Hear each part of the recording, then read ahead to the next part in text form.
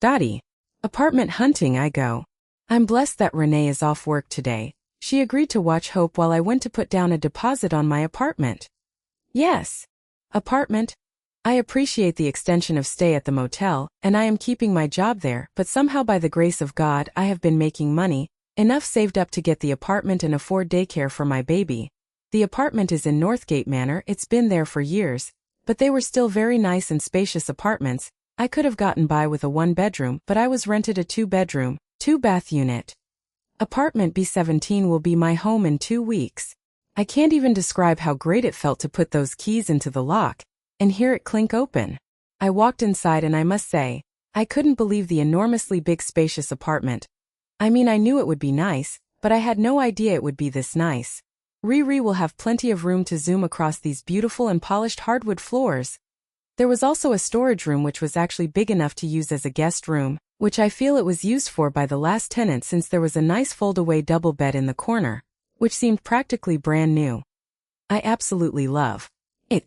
The couple that lived here last, Barry and Joyce Fowler, were only the second people to live here, were now buying a house in Cotswold Terrace, in Taylor, so they could have room for their 5 kids. With number 6 on the way. Joyce told me, "We bought new furniture for the new house, so if you want to keep the dogs and living room set, you need to let me know. Otherwise, I will call Goodwill and donate it." Yes. I would love it because all I really have is my bedroom suit and my daughter's crib and bassinet. Thank you, Joyce. I squealed. I know what it's like, striking out on your own for the first time.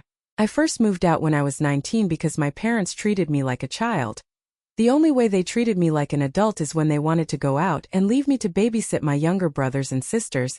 It was alright as I never went anywhere except school. And I was an A student. I was to be graduating with honors, so I went ahead and bought my cap and gown courtesy of cash gifts from my grandparents, aunts and uncles. But the day of graduation the two of them decided to go away for the weekend. Short story of it all. Not only did they not attend my graduation, I missed my graduation. She told me. That was horrible. Wow, I am so sorry, because I can tell that you are highly intelligent. I admitted. My Aunt Mecca brought my diploma, my honor certificate and banner. I had explained to her earlier the situation. She assured me that she and Uncle Wade would bring everything to me. Joyce said. That was very nice of them to bring them to you. I said. They brought me more than that. They brought me money for first and last rent for this apartment. Soon after, I met Barry, and the rest, she said, is history. She grinned and rubbed her protruding belly. Do you know who lived here before you? They kept it immaculate too, I can tell. She gathered the last of her things, 1 box of towels, and handed them to Coy, her 10-year-old and oldest child. He grunted under the meager weight. Oh, the building owner of Northgate Terrace used to live here when he was in town, would stay here when he had business to attend to in town and didn't want to drive home to his house late and wake up his wife and kids. Truth be told, I think it was to cheat on his wife with her hateful-spirited ass. She grabbed her keys and walked towards the door. The owner is a guy named Alan Kelly. I was speechless. Alan, my Alan. I was so flabbergasted, but I thought maybe he would text or call asking about the apartment so I could at least thank him, but honestly Riri deserved this nice apartment and more. Hell, I deserved more from him, but I know I wasn't gonna get it. But I loved the apartment, and being that I didn't like living in a hotel and regulated to 1 room, I was so very thankful to Joyce leaving her living room sectional and her 7-piece dining room set, because I was gonna have to buy them piece by piece, but now, hell, I was set. I already had a TV set for the living room in my bedroom, and Renee had given me every dish and kitchen utensil I could utilize. Yes, this is home. For the first time I left home and being knocked up and dumped by Alan, I felt at home. Trini Kelly. Dreaming of anchovies. I woke up this morning. Alan was knocked out and snoring loudly. I looked at the clock, it was 3:33 in the morning. I should have known that it was still very dark outside by the crescent moon shining through our windows. I got up to go to the bathroom. I didn't turn on the light because Alan still had 3 hours to sleep, and I had planned on going back. I just hoped my dream pattern would change. For the past 4 days, I have been dreaming of anchovies. In fact, they began like 6 months ago. I dream of the family going out to dinner, and we always wound up at the pizza parlor downtown town, next to a swanky hotel. I even dreamed of that hotel once. I dreamt Alan and I were staying overnight there celebrating some event, and we were being served dinner by candlelight in our suite. As the waiter revealed the dish, it was pizza with anchovies. I don't really care for them. But in my dream I ate the pizza slowly as it was extra salty with the anchovies on top. Yet in the dream, Alan ate them like it was his last meal and he was on death row. I crept back to bed and got comfortable, but I had a nagging feeling about these dreams. And Alan is not always honest with or at times unfaithful, and he was always in these dreams. Anchovies were always devoured by him in every dream. It was then I realized, I hadn't had a period in 2 months and I was dreaming of anchovies, which is fish. Aunt Julia Fay, and her mother who babysat my brother and I, we refer to her as Granny Tilly. She always said when a woman dream of fish she is more than likely pregnant. But I also remember she would mumble under her breath, or yo man got somebody else pregnant. Or if you go somewhere and he stays in the car, you go handle business inside, you come back and his ass is snoozing, he got somebody pregnant. Which is why she is single today by choice. Aunt Julia Fay's dad, Papa Richard, had a side piece that he kept a well-hidden secret. That is until the side chick, Crystal Gay Beecham, who was all of 21, became pregnant and believed Papa Richard when he used the old "I wanna be with you baby. But I can't divorce Tilly while I have 2 kids still in school and 2 others away at college. Well, what am I supposed to do? I am not having this baby without you or your money, Crystal Gale told Papa Richard. But nothing changed. That time Crystal Gay gave birth to a set of twins, a boy Richard Kyle Jr. and a girl Richardsa. Years passed and everyone was now out of school, graduated and out on their own. Crystal Gale felt if Papa Richard was really wanting a divorce and Grandma Tilly was giving him a hard with a divorce, and using the kids as an excuse, well, the kids were not an obstacle anymore. They had been raised by him and his wife at 2-parent home, and now it was time for him to be a full-time father to her twins, and the one that was now growing in her belly. So she went to have a woman-to-woman talk with Grandma Tilly, who in turn laughed and put Papa's ass straight out of the house. No fuss, no fight. Granny Tilly had proof her husband was living foul, and she always said don't be in the business of keeping a man who don't want to be kept. Papa Richard was on a fixed income. Most of his hip and name brand everything was due to Grandma Tilly having come from money. Papa Richard had nothing but the clothes on his back, and Grandma Tilly thought she was generous when she let him keep them. Slallop. My hand went across Alan's head, waking him immediately. What in hell, Trini? He jumped. I was looking straight ahead at the TV watching a Tubi movie. What is it, Alan? I said, faking dumb.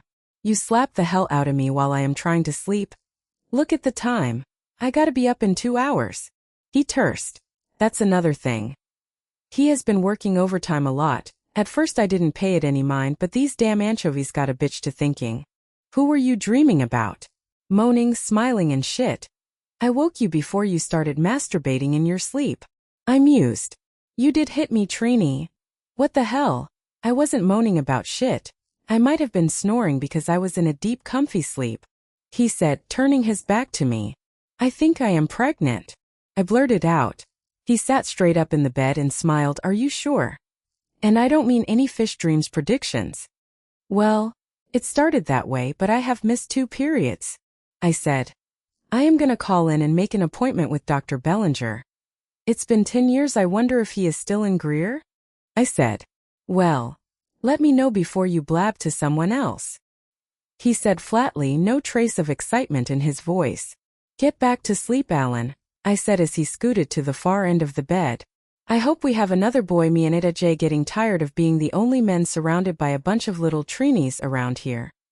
I have one too many girls, he said under his breath. I heard that. But you hear this. It is the male chromosomes that determines the sex of the baby. So it's on you. I sang. Isn't it always? He sort of laughed. Anyway, maybe if you were shooting little punk sperm cells, A.J wouldn't be your only boy. And last time I checked we only have 2 daughters, not a damn gang of girls. I laughed. The blood drained from his face, but he quickly recovered from whatever had gone through his mind at that time. You want A.J to be the only boy so you can always baby him. And he is the oldest. He said. Well, maybe it's because I want him to know how to treat the right woman when she comes along. As Smokey would say, shop around.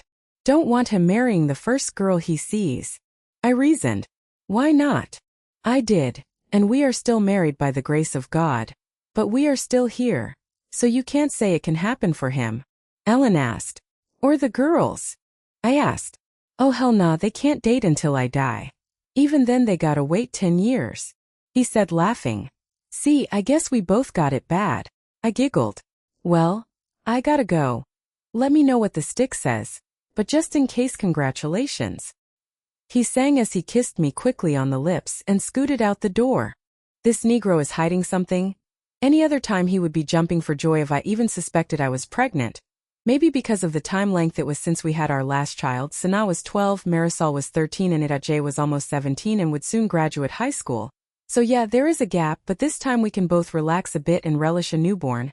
And we would have plenty of help. Our girls actually raised money babysitting so they could be very hands-on. After all, Ida was great help with them, but he also became just as overprotective of, not more than their father. But I checked my menstrual calendar and I had indeed missed 2 periods. I didn't need to pee on a damn stick. I was always nauseous, and the smell of bacon cooking caused me to retch. Whenever I was pregnant, I couldn't wait to let the family know to be on time for dinner tonight, as Daddy and I had to tell them something important and life-changing. First Sana texted back and I could feel her uppity attitude in the text, before I realized it was a group text that she had replied with. Sana, what you want to tell us? Your paranoia and accusations about Daddy cheating are true. Really, Mama? I am in class. Marisol, look Mom, whatever goes down, I am not leaving my house, so you need to let him be the one chilling in a government apartment. Anyway, that mess is on y'all. Help we have had enough. But when you find the ability to believe not of what you hear and only half of what you see. And Mama, you ain't seen Daddy do anything. Go on, listen to what the next friend and see, won't she be taking Daddy sympathy casseroles? Okay Mama. We will be there. Sana Marisol. I don't want any foolishness or disrespect towards either of our parents. Especially Mom. Sana, sorry Mama. We'll be there. Marisol. Yeah, sorry Mama. I will be home right after school. Me, thank you girls. Ajay, son, you already know. By the time they all got home I was taking dinner out of the oven. I cooked earlier and was warming it up when the kids came bouncing into the house, behind their daddy. Alan rushed over, pulled out a chair and told me to sit down. Jay joined him. Those lazy-ass pampered girls sat at the table elbowing each other. Once the guys fixed everyone's place of roasted garlic chicken rotisserie style, garlic mashed potatoes, yeast rolls, macaroni and cheese, they themselves sat down. Alan said grace. We ate in mostly silence, and just before Alan got up to get the lemon cream pie out of the freezer, Sana whispered, "They don't act like they are getting divorced. He probably lost his job and we gotta move into the projects. I'm not going up. I will move in with Grandma Tilly and Uncle Leland first." Ugh, you and me both, Marisol agreed. Y'all chill out. I am glad Mama and Daddy seem to be vibing, Adache said. Alan came over and put his hands on my shoulder. He then sheepishly announced, "Nobody is getting divorced, in fact. Your mother and I are having a baby." I grinned. Ajay grinned. Alan seemed to beam. Sana and Marisol didn't grin. They were in fact livid. Ugh. Are you serious? You should be in menopause, and Daddy. You know Mama is too old to be sexing you. Marisol said. I liked it better when I thought he was cheating, maybe the side chick, if he as one had taken him from you. But no. You and Ma too busy making babies down the hall from where your children sleep. Sana said. Y'all need to grow up. I think it's great. Maybe this time I will get a brother. If so, I am naming him. Adache said. How far along are you? Marisol asked with a raised brow. Almost 2 months. I glowed. Great. Sana and Marisol said and slapped high fives. You still have time to terminate, Sana said. I didn't terminate you. And I will not terminate this pregnancy. I said. Ellen said, you too. Got to your rooms right now while I have time to terminate your freedom. And don't even think of going to Tilly's. Becky, I know that is the first place your 2 spoiled asses would go. But your Mama and me, we are having this baby. Now if you don't like it, learn to. They both huffed and puffed, yet went to their room. Hey, how about Trenton Des Moines, Kelly? Jay hollered from around the corner. Alan hugged me. It would be the last time our family would be this happy again. Alan, what to expect? When you didn't want to expecting. Man. This has blown my mind. The whole damn thing about Trini being pregnant had me in a bind. I actually felt guilty being excited or at least pretending to be happy that Trini was pregnant with my baby, when I have to pretend one child doesn't exist except between Dottie and me. And oh yeah, her greedy money-hungry mother Monica who forced me to find Dottie an apartment so that she and the baby will have a decent place to live. Good thing the Fowlers were moving, so I managed to get Dottie in at the small facility of condos, Northgate Manor Terrace. She has to pay $190 a month. Unbeknownst to her, I pay the other $1,000. In fact, it's paid up to 2 years from now. Of course Dottie doesn't know this. It's the least I can do, and I do mean least because, as I said, I was looking for a sexual adventure and the adventures from the past never led down the yellow brick road of pregnancy. But then again, Dottie was much younger. And although Monica wanted better living for Dottie, she didn't even want Dottie to know about the apartment until I arranged for her to have it, and I can't breathe a word of her involvement. Yeah, Monica loved her daughters, just not as much as she loved her sons. See, the girls' dad doted on them, and even after his accident all 5 of the kids did their all to step up, but the girls only worried about their daddy, whereas Clark and Carrie always made sure Monica was not wanting for anything.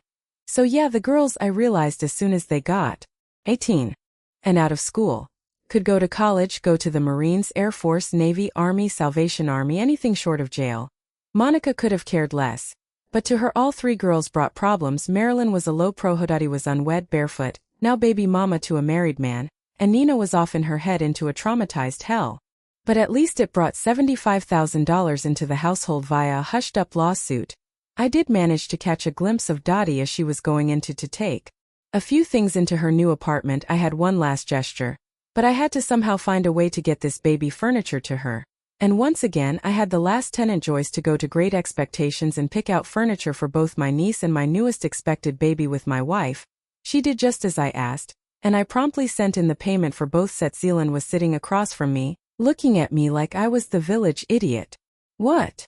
Trini is pregnant? Damn. Your ass is gonna be in trouble now. This is be a change of life baby. He howled. Every baby is a change of life baby. I laughed. Nah. It's amazing that she could still even get pregnant at her age, but now that she is, one of 2 things are gonna happen. He said. What the hell are you talking about? I asked. Well, her biological clock may be working overtime. Either it will shut down after this baby is born, kicking her into menopause, or she will get pregnant again and again, then menopause and postpartum depression will cause a head-on collision into menopause, and then your ass is gonna really be up the creek. He laughed. Oh, this baby will be her last. Unless she does something on the side. Plus, I know for a fact this will be the last. I said matter-of-factly. Oh, she is gonna have a tubal? He asked. No. This is where I need your help. I have a appointment scheduled in a week for a vasectomy. I need you as an alibi. Gonna fake a pulled muscle. You have to drive me to and from appointment, so leave your car in the airport garage, drive me to get this snip. Take me home, Trini will drive you back to get your car. I said, man, just stop cheating. Or start using protection with your multiple side chicks. I mean, you'll catch an STD, but Trini will fall for a pretty lie to see the ugly truth. He said, fool. You got me or what? I asked. Yeah, I got you. He sighed. Then he shrieked out. How long have you been standing there? He bellowed. I just walked in. I heard her say. Something told me she was lying. And sadly, it would turn out, Dottie would be the last woman to give birth to my child. 3 weeks later, I was in a deep sleep when Trini got up to go into the bathroom. She began screaming my name. She was bleeding. I woke A.J. and explained to him what had happened, and he agreed to stay up and get the girls ready for school in the next 2 hours for school, and that I would keep him updated. I drove like a bat out of hell to Greer Memorial Hospital's emergency entrance, where an orderly rushed over with a wheelchair. I didn't want to be away from Trini, but I had to park the car. As they wheeled her in, I drove to find the closest parking spot, which would up being a 4-minute walk. I realized then and there to stop cheating on my wife. If God spared her and the baby, I would learn to appreciate her more. And if we lost the baby, I would cancel the vasectomy, and at least try one more time. I would keep paying my part of Dottie's rent, but that was it. Besides, I had purchased that nice baby furniture for her. But that was all I could and would do. I haven't talked to Dottie at all, and that is how it would stay. She has no place in my world, neither does her daughter. By the time I got inside, they had already called her back into the examination room. We sat there less than 10 minutes when Dr. Gyros came in and ran a few tests on Trini, whose ass hadn't been to an OBGYN appointment yet. She said her body knew when it was pregnant, Mrs. Kelly, your test results have come back. What you are experiencing is perimenopause, meaning this is the first stages of menopause. There is usually breakthrough bleeding. She said calmly, coolly, and a bit standoffish for my taste. But my last cycle was 2 months ago. I am pregnant. Trini said. I agreed, because a chick been a bit greedy lately. And meaner. Even for Trini. Mr. and Mrs. Kelly. That's just it. Your last cycle. Was just that. Your last cycle. You are going into menopause. You can no longer get pregnant. Dr. Gyros said tersely. But, I have had symptoms. Trini began. You've had symptoms. I have had years of experience in the medical field. She said. I see you her off. Having a piece of an education does not give you the right to be rude as hell. Now I don't know these other people take your better than you mentality. You will not talk to my wife that way. I see that. I picked up my wife off the examination table and carried her right away from there. I was fortunate to have run into a friend of mine and his teenage son who was more than happy to walk 5 minutes to drive my 2026 Honda Passport. Which reminded me, I had to manage to get Dottie a small used SUV. I don't want her taking her baby on a city bus. Guess Barry has to act like he has a used car for sale, but that was it. She could get her own insurance because I was now so scared of losing my wife that I was only going to focus on her in this menopause situation. I grabbed a few pamphlets on the way out. My friend Terry didn't ask any questions. He and I just talked, while Trini buried her head into my chest. Somehow, Trini's diagnosis somehow made me think of Dottie raising my daughter alone. It was a situation I caused, but my wife and the kids we have are still my top priority. Dottie is young. She will find a good man who can be what I can't. What I won't do is raise my daughter. And just when I decided to focus on what I should have a long time ago, my wife and kids, it all began to bring what I had done in the dark into a disheartening light.